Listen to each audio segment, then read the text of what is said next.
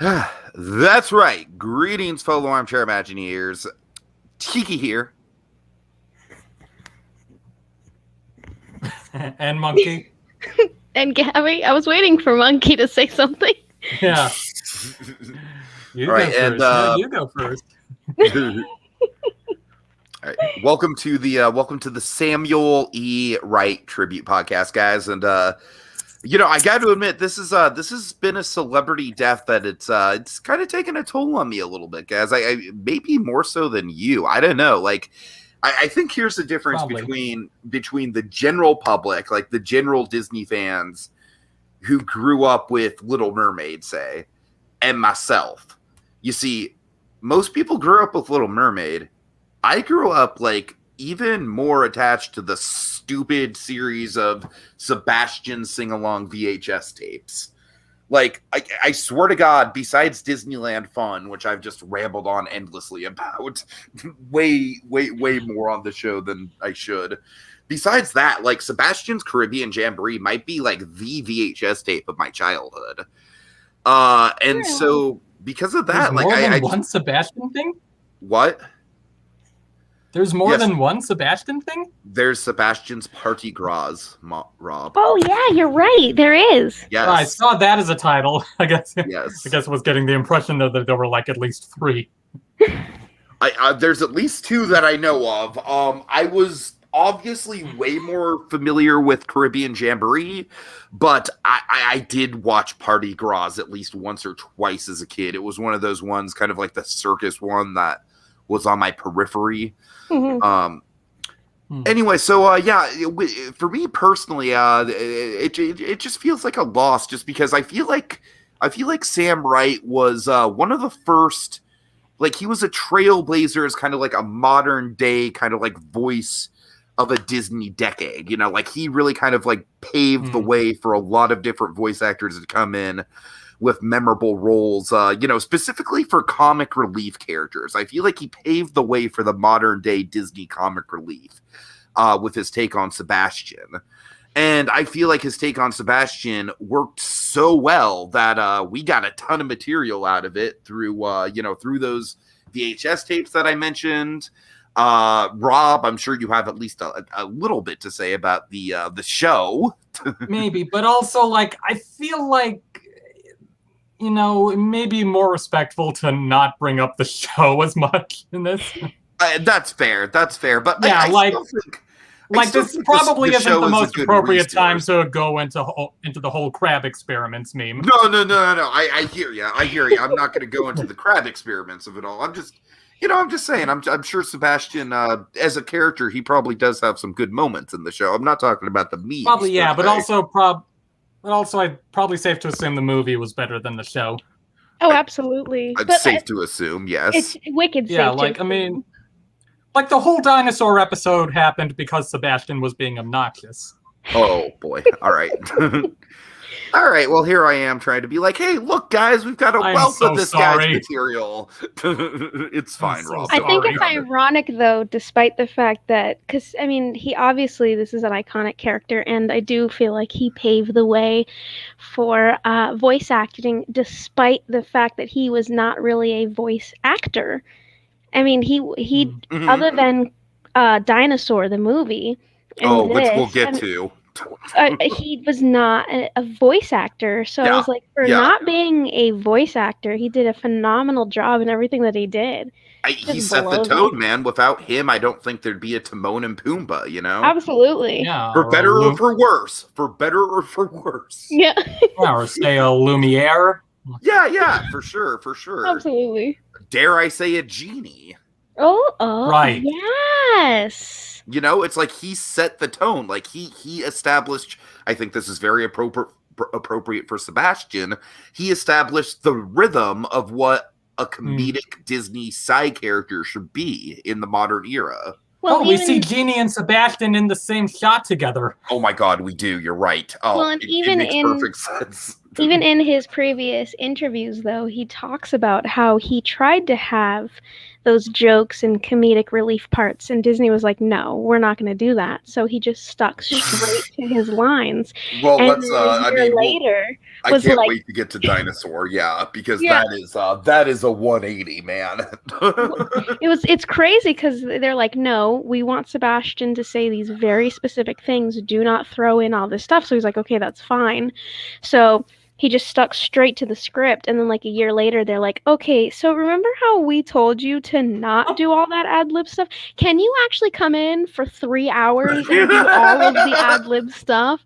And he's like, "Sure, okay." And that's how he got lines like, teenagers, you give them an inch and they swim Wow. all over you. Dang. And if it And a few years wasn't later, for- they just have Robin Williams improvise.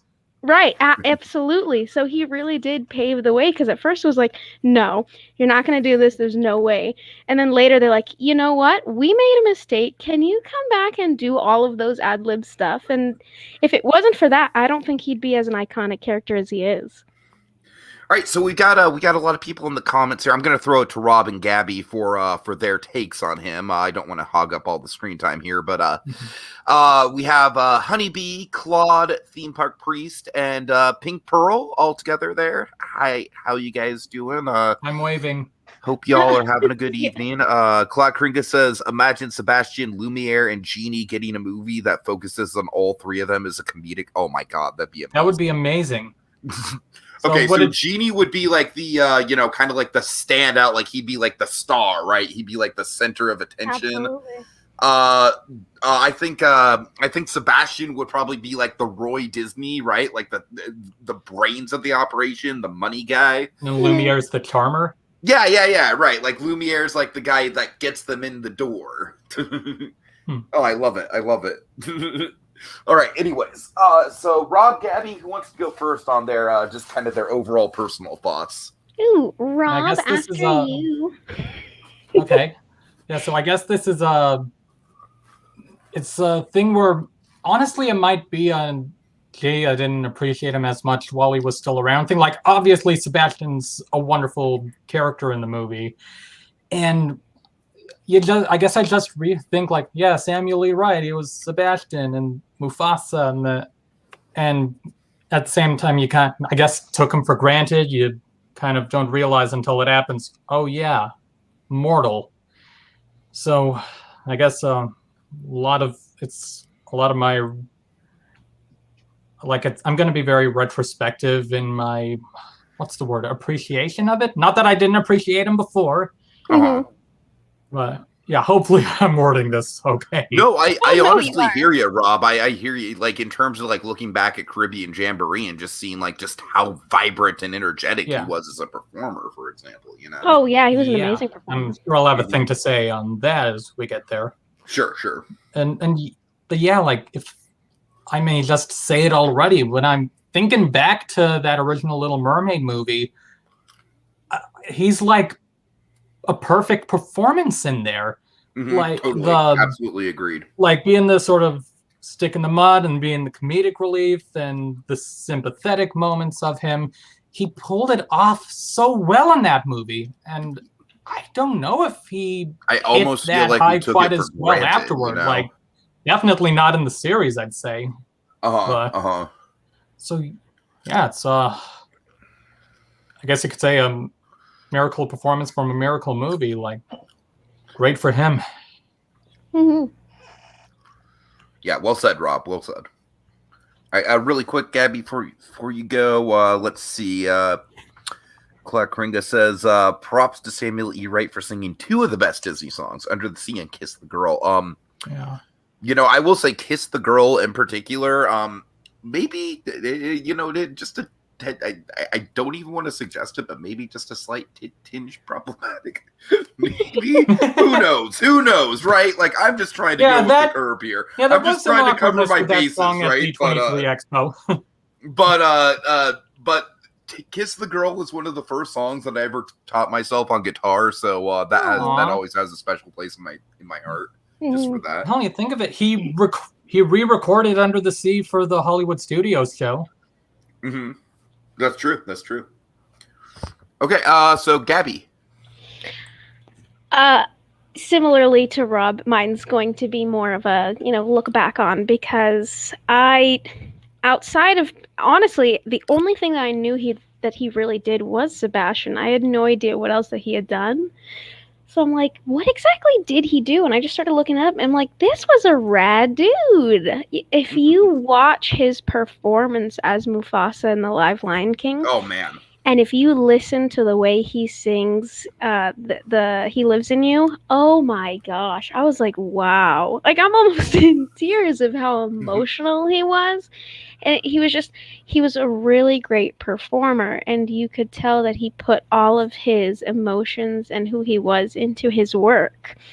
And even with the Disney thing, he was thrilled to be part of Disney. I mean, he used to send Disney letters and packages of like painted glass to them, of like, oh, look, Disney, look what I can do.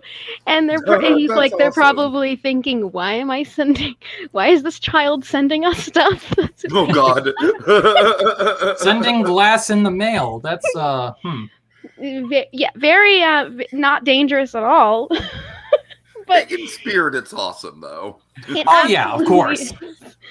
But he put so much time and effort into his work, and I applaud him for that, because despite how easy it sounds, or even childlike Disney seems, it is absolutely hard to be in those positions, to make sure you keep up with your lines, to put the emotions in the lines, and to embody the character. And he did it the all. blocking and choreography. Absolutely. Like, he just embodies everything that he does. And he's so passionate and sweet, and he's always so positive. I'm like, this man was truly one of the best. Absolutely. Yeah. Like, hands down, he was just one of the sweetest guys. I'm like, he left way too soon. Despite his age, he left way too soon. I just feel like it's a shame that they didn't utilize him more. Like, I feel like this guy should have been a staple of voice acting. Absolutely. Yeah. He did such a great job, and for not being a voice actor, he really set the tone for a lot of things. I was like, I'm shook. And he even said, as a performer, as a Broadway performer and whatever, that Kiss the Girl was one of his favorites to do, because of the way that the musicality went together. And that's kind of why I like to play it on guitar. Yeah. Yeah, he was like, it was one of his favorite songs to do. So he was very happy when that came about. I'm like, oh, that's sweet. But yeah, mine's more of a look back and just how talented this man was.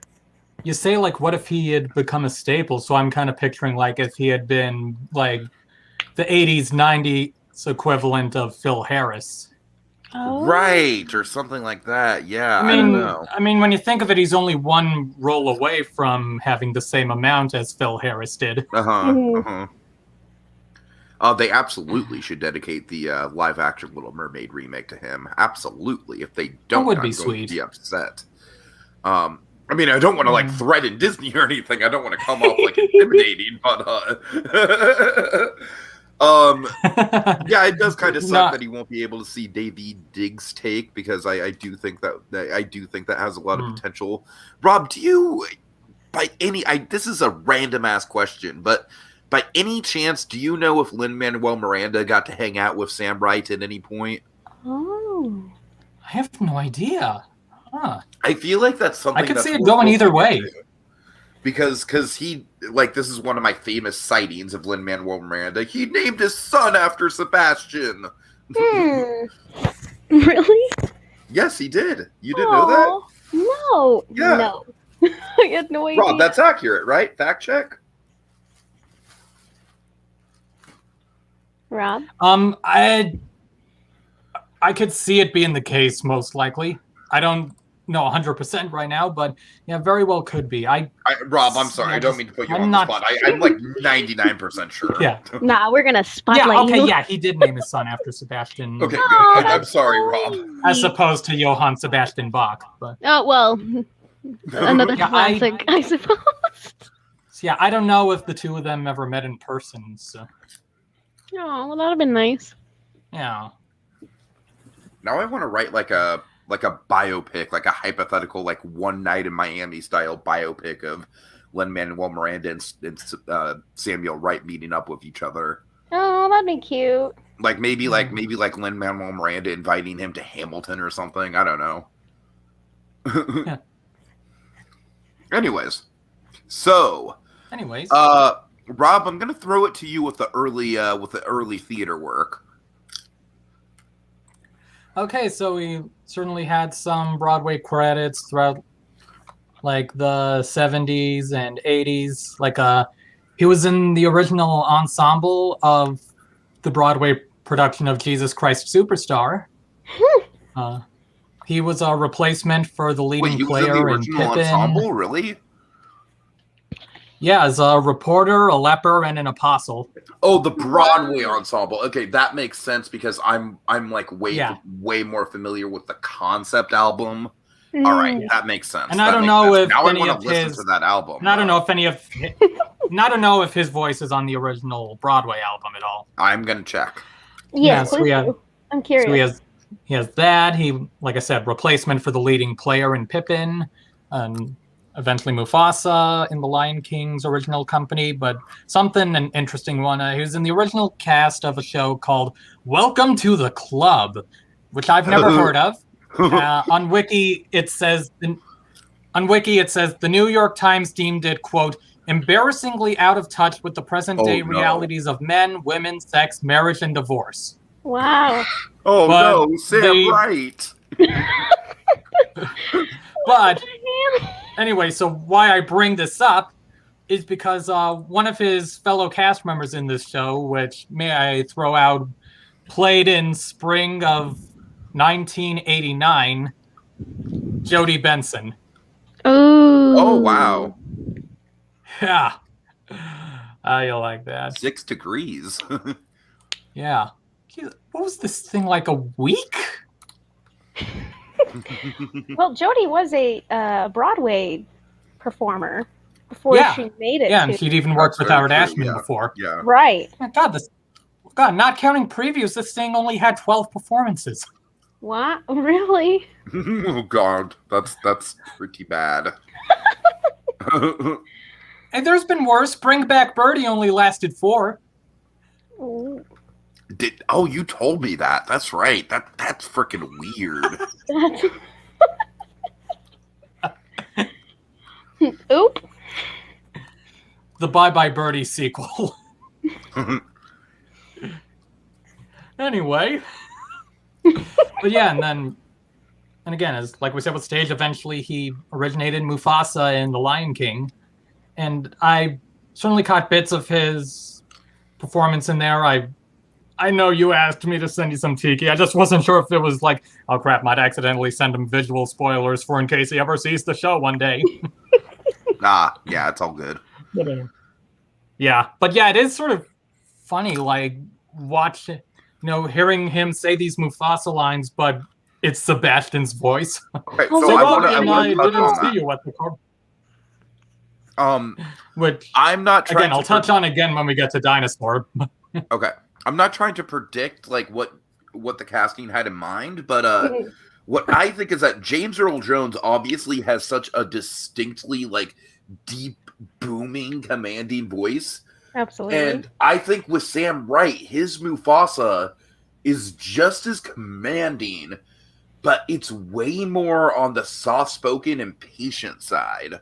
Oh, absolutely. And I really feel like they did that very intentionally to separate the two Mufasas. Like, because the two Mufasas, I feel like Sam Wright absolutely embodies the character, but like it's his own, it's totally like his own take on it. Plus, listening to him sing versus listening to James Earl Jones, I think you'd have a very different outcome.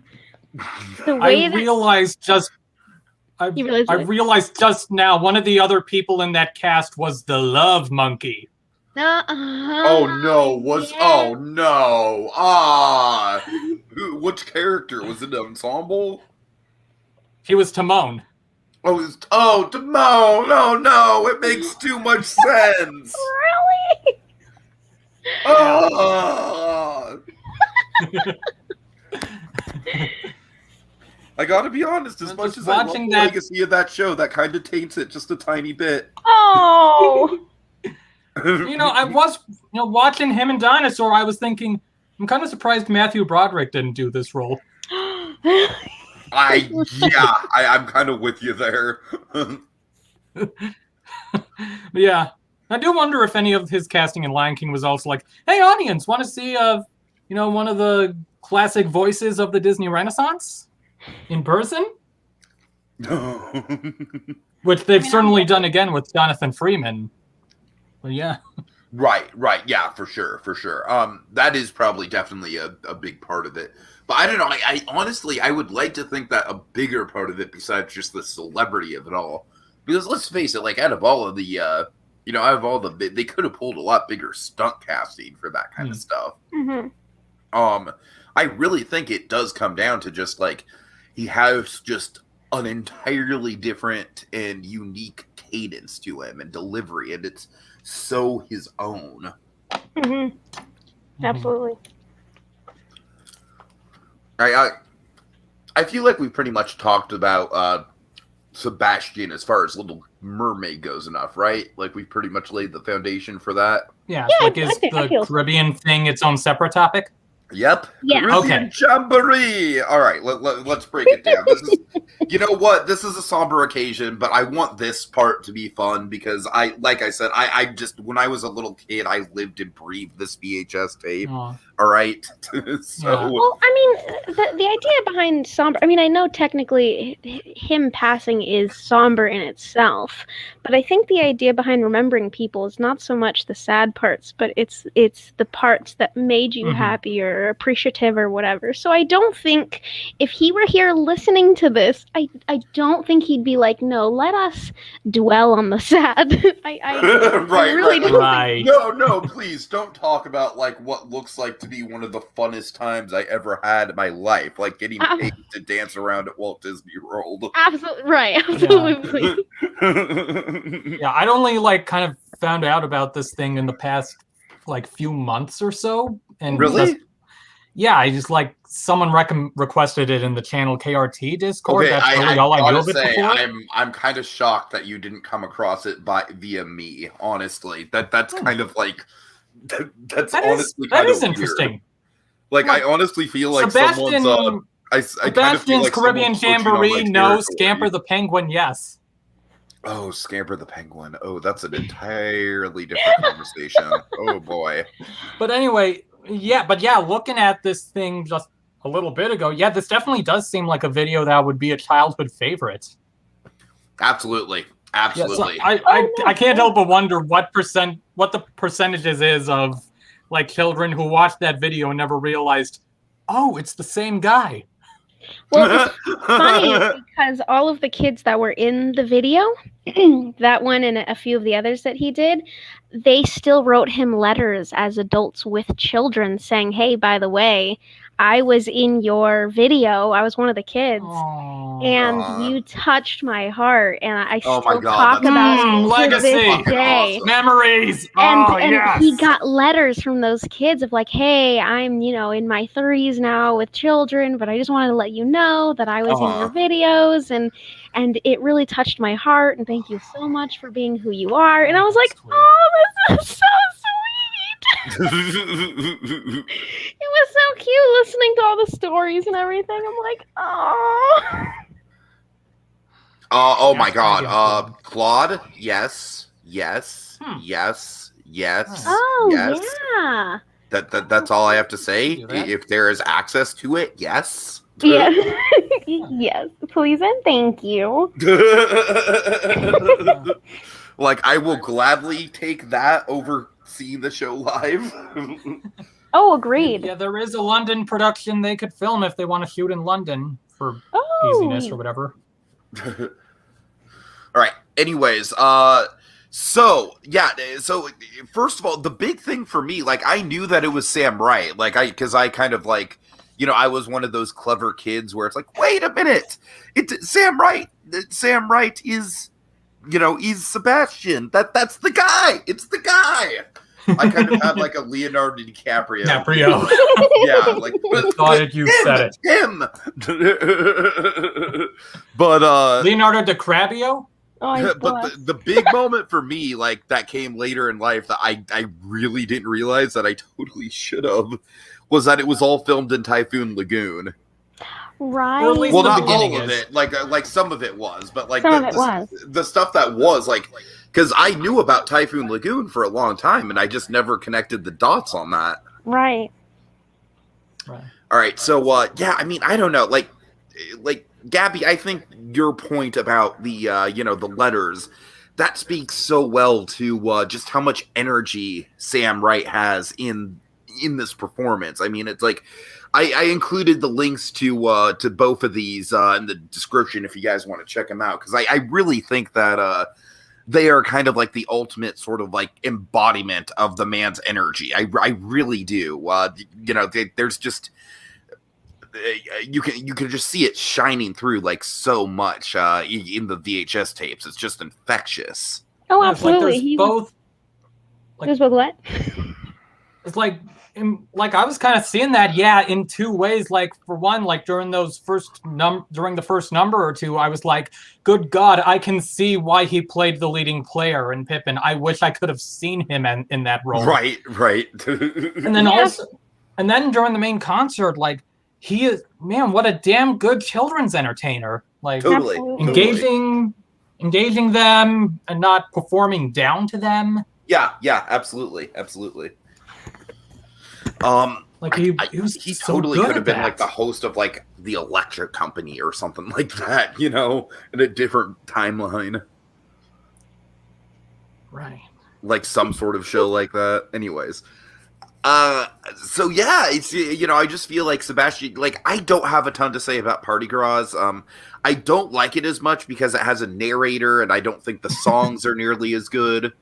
I like, you can't go wrong with Bob Marley, man. Like Bob Marley, and they even pull a couple Buffett tunes in there too. Mm-hmm. It's like you can't go wrong there. I mean, just the playlist itself in Caribbean Jamboree.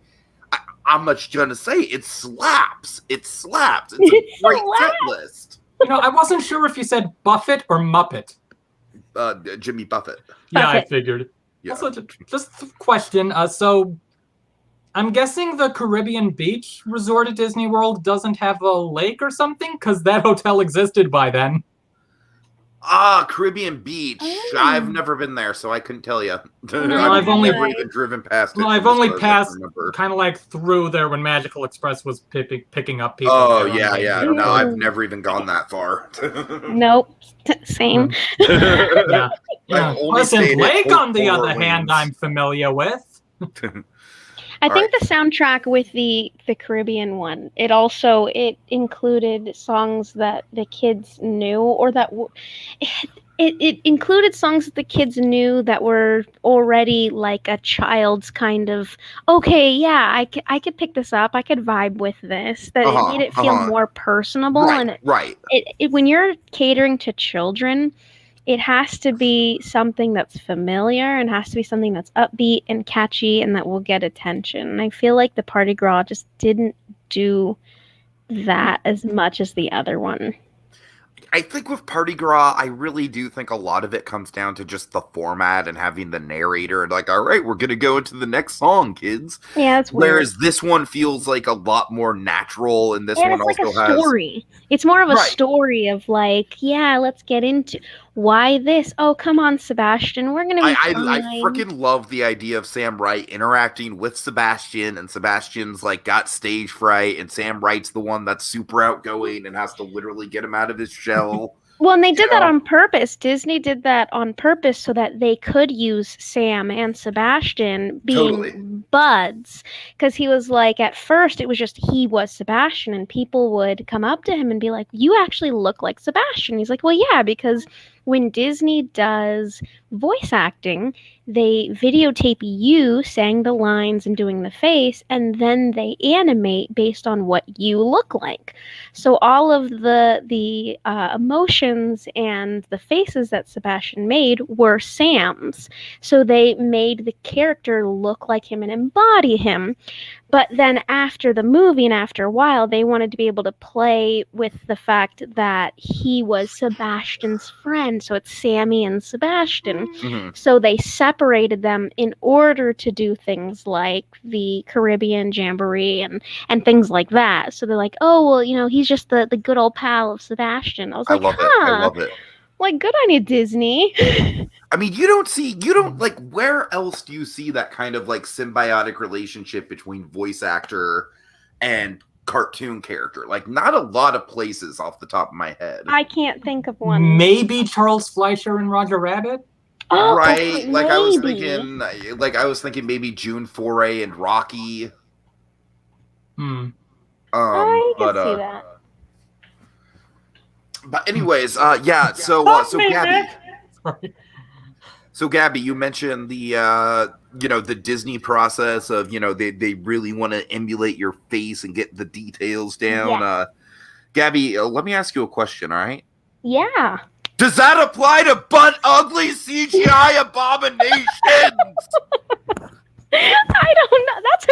That's a great question, Tiki. All I know is that it proves Finn Kingsley incorrect. I only could stomach one clip of this movie, folks. All right, this is the one time where we're gonna have a goof, not at Sam Wright's expense, but definitely at the expense of the project he was in. All right, Okay. because that CG does, like, I knew it wouldn't hold up, but it doesn't hold up. I understand. Oh God. I think it's more for the filming process of movies when they're putting more time and money into it. As far as Sam Wright goes, like, I don't know how it. Go ahead, Monkey.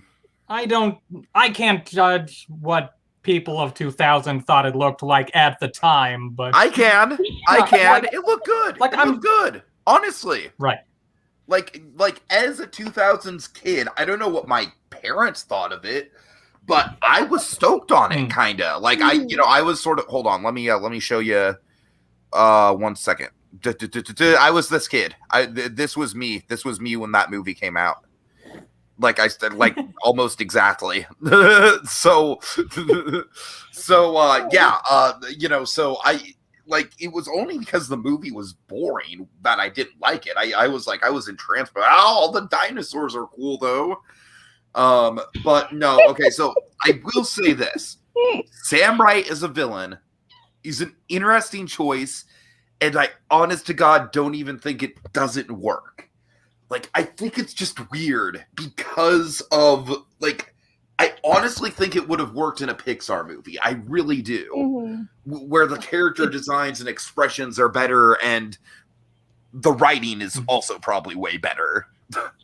I mean, the funny thing about it, though, is Dinosaur was one of my favorite. Gabby, I'm kind of with you, Gabby. I remember seeing the trailer for it, the one with the egg. Yes! Oh my gosh, okay, I love that trailer, and that's a legitimately amazing trailer. I think that's like a fucking, it's like a Fantasia sequence. Yes, to me. I love it. My gosh, I love that trailer, and we used to watch the VHS tapes, and at the time, I mean, Dinosaur came out in the year 2000, right? Yeah. The year 2000. Right. So everything was still like VHS. So we watched wicked VHS movies. And I remember every time I watched a Disney movie and I saw that particular one, I would go back and rewatch the trailer. Not the movie. I'd rewatch the trailer. I'm like, this is so great. I can't wait Gabby, to you and I had like the exact same experience with that damn trailer. I swear. love that trailer so much. And then when the movie came out, I was not disappointed. I absolutely loved it. So when I found out, because we never went to Disney World when I was a kid, we always went to Disneyland. So when I found out that Disney World had the dinosaur ride, and I'm like, okay, dinosaur, whatever. I'm looking at pictures. I'm like, wait a minute, and I'm like, wait a minute. Wait a damn minute. I'm like, this ride is connected to my childhood movie? Okay. Yes, please. Wait a minute. Thank it's you. Sponsored by McDonald's? We're not gonna make it. We're not gonna make it. I was stoked. I was like, okay, hello, yes, please. So I absolutely love that movie. And when I found out that he was voicing freaking Kron, I'm like, are you really for real? Like, I missed that entirely. But then again, I mean, I think the last time I rewatched it like a year ago because I was like, oh, it's my childhood film because it's on Disney Plus, and I was like, oh. It is just like the only value it has is like, member berries for us millennials. Absolutely, Really. it's a memory Cool thing. shot. It's absolutely a memorial. Like, let's remember and look back because I rewatched it last year and I was like, Remember the love me. I was like, Remember all the boring parts in the desert. I was like, okay, why did I love this movie so much? But then at the same time, totally. I'm like, okay, Gabby, but I still love it. I'll show you why you love this movie because of this. That's why. That's why. Yeah, absolutely. Oh my gosh, I loved that so much. I rewatched it and I'm like, okay, there are some parts not holding up, but the rest of it's still good. And the water, oh my gosh, the water is my favorite part. When they're like, we need water, we're gonna die, and then they finally get water. And the way that it was animated for 2000, I was shook. I'm like, okay, this is actually good. I mean, I still give it a 10 out of 10. I might be a little biased, but I don't care. That's okay. Look, I think the landscape shots look fine. I think that's a genuinely interesting technique. Absolutely. I think the problem is the rendering. Yes. Meanwhile, I only saw it all the way through for the first time mere hours ago. Oh, God. Oh, really? Rob, I'm sorry. You had to I'd seen like maybe the first half hour years and years ago, but then I never actually sat down and saw the whole thing until So you don't have the biased view on it. You don't have the memory. No, like I certainly childhood. knew of it at the time. I had like a couple of the Happy Meal toys, but I never saw it. I was probably like, dinosaurs, scary. But I love dinosaurs. So in other words, you weren't like this. Yeah, You weren't this exactly. wild. no. See, as a little girl, okay, especially back then. I was more of a monkey guy. Surprise. See, as a young girl though, they always, pushed, okay, Barbies are for girls and dinosaurs are for boys. But I remember when I was a kid, I loved dinosaurs. I'm like, oh, yes, please, thank you. So I was so thrilled to see a dinosaur movie, and it actually got me into dinosaurs. And I was looking at what kind they were, and I was like, I know how to pronounce dinosaur names. This is so exciting. Yeah, and that's wonderful. It was absolutely and wonderful. I wouldn't say I'm. Oh, sorry for interrupting. No. But yeah, I was. Yeah, of course. Now, I wouldn't say I was that negative about the movie. Like, it's certainly not a great one. Like, probably not one I'd be returning to anytime soon. Like, not enough to push it into that was bad. Yeah. And okay, can I just say I've rewatched Atlantis recently, and I'm just like it was fucking like a heavy metal. Like I love that movie so much. Turns out it also had a tie to dinosaurs. And yes. And I just want to like absorb that movie into my skull because it's so fucking perfect. Anyways, I'm sorry. That's the sequel of Hook It to My Veins. Absorb it into my skull. Absorb it into my skull. Please and thank you. And yeah, Samuel Lee Wright in this movie, he felt underused. Like Absolutely. He didn't get as I remember when I was many a kid lines. thinking I didn't realize that it was Sebastian, but I remember for the character I was like, oh, he's the villain? Okay, all right, we're good, all right. Yeah, watching it and hearing him in this movie, it's like, there's points where you can recognize the accent, but it still feels distinct from Sebastian. It does, for sure. like, say, maybe more so than what I remember of Mufasa. Mm-hmm. Yeah, no, it didn't even dawn on me that he was the villain because he was underused and he did not sound that distinct. And so And frankly, his character was boring. it was not like the best villain. I'm like, Yeah. this, and I think that right there, if they had basically played up his character a bit more, given him more lines, made him more evil, I think that the movie, especially in that department, would have held up more. And I think people would have been like, okay, yeah, it's a timeless Disney thing. But I think that's honestly one of the main reasons why people are like, dinosaur? What? What is that? Yeah, there's And there's then all of definitely us, something there to the character, like, say, as a foil to the lead, but they, I guess, could have maybe developed it a bit more smoothly or something. absolutely. Hmm. I also just gotta, there's this one point in the movie where sister love interest, that sounded wrong out of context. Oh no, I mean, Oh my like gosh! it sounded Where- wrong, but I still think the idea of the love interest being the sister of the villain is like it's an uncomfortable trope for me, just because I feel like it would spell nothing but toxicity for the relationship. Oh, Like, absolutely. no matter what. Anyway, Like, so there's it's this- not a good road to go down. Sorry, Rob, go ahead. Yeah, so there's a point in the movie where she says something like, "No, if we keep doing this, then half of them won't make it." And Sam Wright's character responds like, "Then we'll save the half that deserves to live."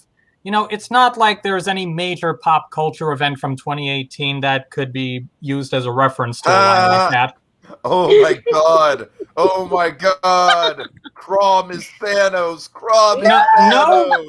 No disrespect intended to Josh Brolin. How would Sam Wright have been as Thanos? Ooh. Oh! Wow! Okay, I I could take it. I yummy. That's an interesting thought. I love that you just said that. No, it's brain candy, man. It's brain candy. That's great. I know. It's actually neat though. I think he would have done. Like, it's an interesting much better thought to job. chew on. Oh, absolutely.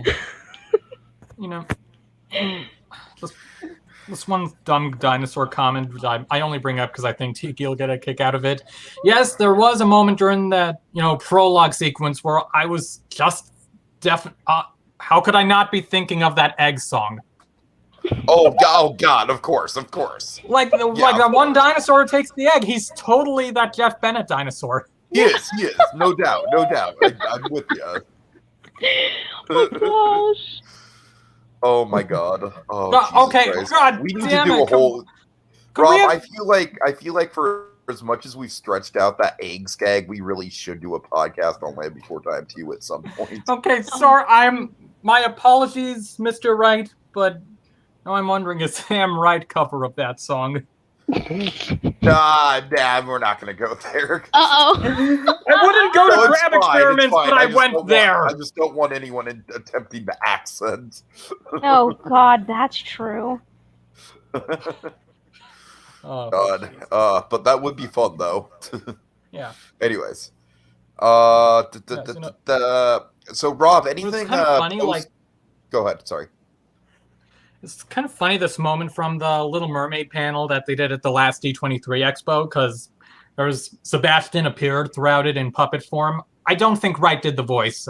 It's probably someone else. But there is a point kind of late in the show where they're talking about Sam Wright a bit, and then Jody Benson's struggling to explain to Sebastian who Sam Wright is.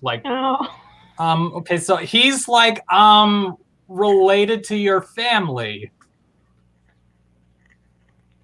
That's funny. Or he's a friend of your family. Yeah. Yeah. Meta jokes. All right. So anything post dinosaur that's noteworthy, Rob, that you know of? Ooh. I don't know. Voicing Sebastian again. It's freaking weird to look on his wiki page and see the Little Mermaid Ariel's beginning as listed as his final role. Oh, that is funny. interesting. I don't know. So I assume he's probably been retired for a long time. I'd like to assume Maybe. so. Well, So- yeah, he was years active was 1971 to 2008. Oh, so, there you go. That makes yeah, sense. he's been retired for a while, but yeah. I'd like to think he's literally just hanging out, like not even at the at the real Caribbean, but just literally just he had a permanent spot at the Caribbean beach resort. oh, that'd be nice. This is where I shot my movie, man. So it looks like Wiki's saying that he, I guess, stepped down from the role around 08. Okay. Is Burden doing it now? No, it says Kevin Michael Richardson in Kingdom Hearts and Keith Ferguson in Disney Parks. Oh, okay. Okay, that's nice. Okay. That's a good replacement. That's solid. Interesting. It is kind of odd how, like, it's mostly not him on the ride, but then they kept his movie recording of Kiss the Girl. Yeah, what is up with that? What know. was that? Why? I mean, I understand there was some new dialogue they needed to record for him, but I at still the same time, like, commit. Yes, thank you. I cannot stand. Oop, I gotta get off this pedestal right now, or I'm gonna be ranting about this all night. Okay. I'm gonna leave it as, if you are going to change someone's voice for anything, change it all the way. Do not use the previous person's voice and then the new person's voice at the same time. Why? Yeah. Why? What is the point? They don't, and sometimes they don't even sound the same. Like, why? What is the point of this? Anyways, continue. Does Philhar Magic count in there too, where they only use Tony Anselmo when necessary? I mean, I'll let it slide. Fair enough. Yeah. But yeah. What about get a horse? Get a horse. Yeah, I gotta get off this.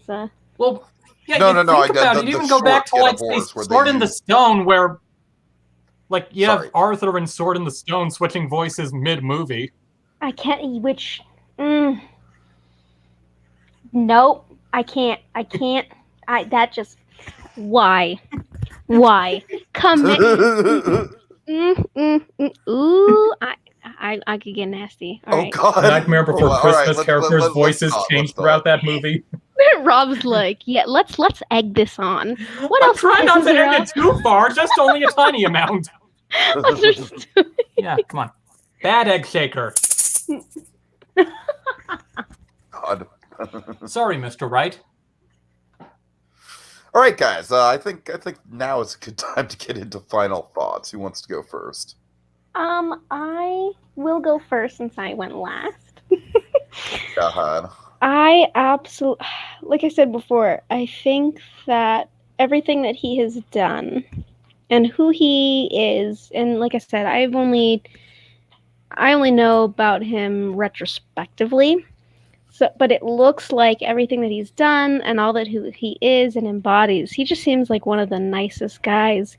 And it takes a special kind of person to work with children, especially. There are not a lot of people that know how to communicate with children and really, what's the word? Perform with children?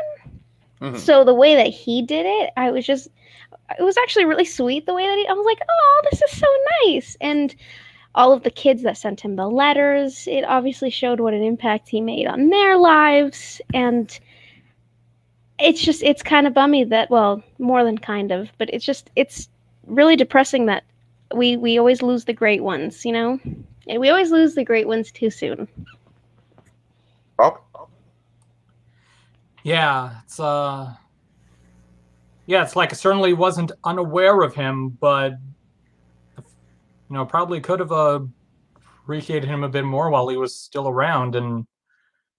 But yeah, he leaves behind a great legacy and a wonderful performance as this character in that movie. Little Mermaid, of course. I mean, he did nicely in Dinosaur 2, but that's nowhere near iconic as Sebastian. Nowhere near as iconic, but there's a timeline where it's the I wonder opposite. if there's some kid out there who looks exactly like this. who is who does view that as like Samuel E. Wright's like most iconic role. Honestly, I think that'd be kind of cute though in a way. They'd be like, yeah, I do too. My favorite character was Kron, and then you find out he did Sebastian too, and they'd be like, what? Really? Pull the lever, Kron. Wrong lever. Oh no. All in all, I think that he did an amazing job in what he did. You could tell he was passionate about what he loved too. Oh yeah, absolutely. Like, and yeah, I gained some new appreciation of him just looking at those bits from Caribbean Jamboree. And yeah, I'm just saying, if anyone has footage of him and Pippin, is there a way to share it? It's been like almost like 45 to 50 year range. I don't think people are going to be as worried about a bootleg of that. All right. Okay, guys. Well, thanks so much to everyone in the comments. Theme Park Priest, Behind the Magic, Eiffel Violet, Claude Karinga, Pink Pearl. I think I already mentioned Honeybee, but just in case, Honeybee. So I'm really glad we did this, folks. I'm glad that I'm glad that we were able to spotlight an appreciation for him. And I will just end by saying, guys, seriously, if you haven't seen Caribbean Jamboree in particular, go and watch it. I feel like it's the ultimate kind of like tribute and celebration of the man's life and the man's energy, and just kind of like it sort of embodies him in a lot of ways. So all right, folks. It is going to be bittersweet, like watching Little Mermaid now, when you have that bit at the end with his last lines being thank you. That's going to be bittersweet in hindsight. Yeah. I feel like it's bittersweet in general, though. Anytime someone like this passes away and they do an iconic role, it's hard watching roles. Like the genie getting freed, for instance. Oh my god! That's brutal. But yeah, absolutely. Anytime watching anything with Robin Williams now, especially his most iconic stuff, is really hard. Every time I watch a Robin Williams thing, I cry. I'm like, this man. Oh my gosh. So yeah. You're welcome. Yeah. All right, everyone. Have a good night. Check out Caribbean Jamboree. See y'all later. Have a good night.